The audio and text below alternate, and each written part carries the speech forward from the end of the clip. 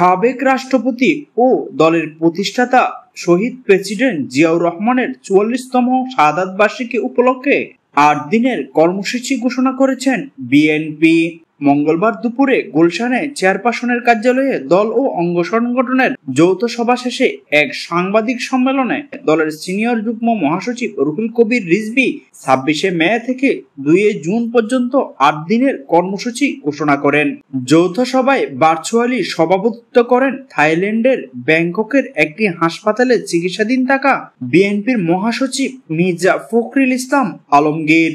রুহুল কবির রিজভী বলেন, যেহেতু ৭ই জুন কোরবানির ঈদ, সেই জন্য আমাদের কর্মসূচি কিছুটা সংক্ষিপ্ত করা হয়েছে।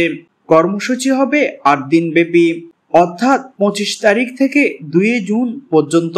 ৩০শে মে সকাল 10:30টায় শেরে বাংলা নগরে জিয়াউর রহমানের কবরে ফুল দিয়ে শ্রদ্ধা জানানোর পাশাপাশি আলোচনা সভা, দুঃসহদের মধ্যে চাল ডাল সহ বস্ত্র বিতরণের কর্মসূচি রয়েছে।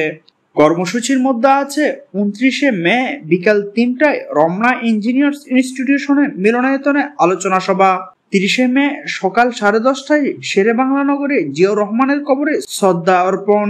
কেন্দ্রীয় কর্মসূচি ছাড়াও সারা দেশে জেলা ও উপজেলা, থানা, পৌর ইউনিয়নগুলো জিয়াউর রহমানের স্মরণে আলোচনা সভা ও দুঃসহর মধ্যে খাবার ও বস্ত্র বিতরণের কর্মসূচি করবে। উল্লেখ্য, ১৯৮১ সালে ৩০শে মে রাষ্ট্রপতি থাকা অবস্থায় চট্টগ্রাম সার্কিট হাউসে একদল বিপদগামী সৈন্যের গুলিতে শাহাদাত বরণ করেন শহীদ রাষ্ট্রপতি জিয়াউর রহমান। দিনটি তার শাহাদাত দিবস হিসাবে পালন করে বিএনপি।